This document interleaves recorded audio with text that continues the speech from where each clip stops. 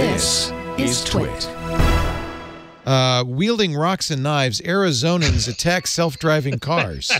Yeah, you see that? Yeah, that's a Google story. Discussion's working out just fine. This is these are the Waymo vehicles going around in Arizona, and apparently there have been 24 attacks on Waymos over the last 2 years. That's not a huge number.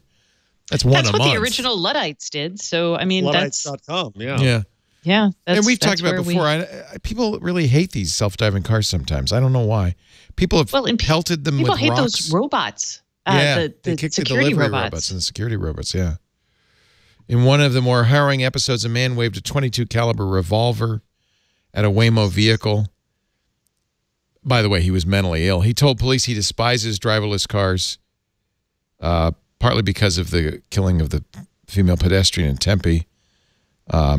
His wife admitted he finds it entertaining to brake hard in front of self-driving vans, and that she herself may have forced them to pull over so she could yell at them to get out of their neighborhood. She was yelling at the self-driving car? Yeah. Glad they found each other. The trouble started, the couple said, when their 10-year-old son was nearly hit by one of the vehicles when he was playing in a nearby cul-de-sac. He says, I don't want to be there. I guess he isn't mentally ill. This was another one.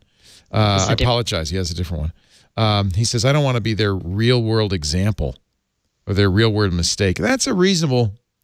So this gets into something we don't think about a lot, but as we stick technology in cities, as we, like smart city efforts, as we start taking over more of the world with technology, we do actually risk not having these conversations as like a democratic process. They're saying we're unwillingly the beta subjects for this.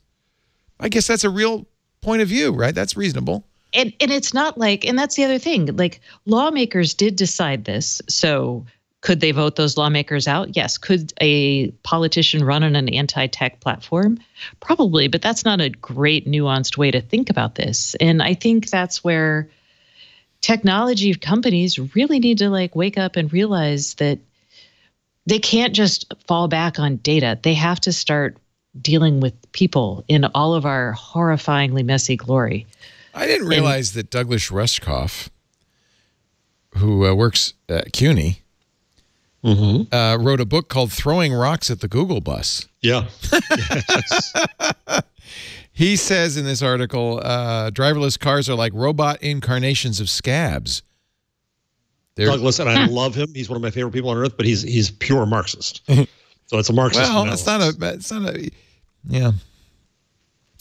Right. So it says that there's an intervention here in a job economy, and that's what causes the. But that's why the Luddites revolted, right? Yeah, they were losing their jobs to Jacquard looms. Yep.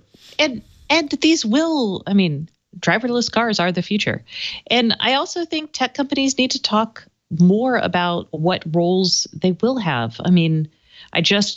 Unfortunately, it's not out yet, but I filed a story for IEEE about the role of people in autonomous vehicles. And they will have them. They will be remote controlled for quite some time in the future. So will it be a one-to-one? No. But so, yeah, this is frustrating because I feel like a little bit more transparency, real conversation between parties would actually go a long way. And we're not doing that. We aren't even building the tools to do that. So I don't know how to solve this. I'm going to go live under a rock.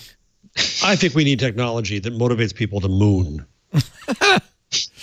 In Ray Kurzweil, in his book, The Age of the Spiritual Machines, this is a great Wikipedia article, by the way, which I found on Pinboard, talked about 2019 and some of the things he expected. Now, he wrote this 20 years ago, almost. Some of the things he expected. He said... about self-driving vehicles. Let me see if I could find it. Computers do most of the vehicle driving. By 2019, humans are in fact prohibited from driving on highways unassisted. Furthermore, when humans do take over the wheel, the onboard computer system constantly monitors their actions and takes control whenever the human drives recklessly. As a result, there are very few transportation accidents. I actually kind of wish that were the case. Oh, but people are going to hate that. People hate it now. Anytime we have something that interferes with our autonomy, we're like, screw you. If I want to get drunk behind the wheel of the car. Yeah, I can do it. It's my right. I was just talking to a guy I know here, neighbor here, and his kids who are a little younger than ours. They said they don't want to drive. They don't want the driver's license. They don't want to do it. They hate it. Yep. I think there's going to hit a generational point where fine, I can play my video game while I'm getting there. Fine. He also predicted that devices that deliver sensations to the skin surface of their users will make virtual sex possible. So, aren't there those things? No. Well, I was about to say those things kind of exist. They kind of do, for a I long guess. time. Yeah. That's why I hate predictions. Yeah, it's hard. It's hard. The dumbest job title, the most hubristic job title on earth, this side of Messiah, is futurist. Yeah. Really, not thought leader? Well, actually, that's what a futurist is. They're leading our thoughts.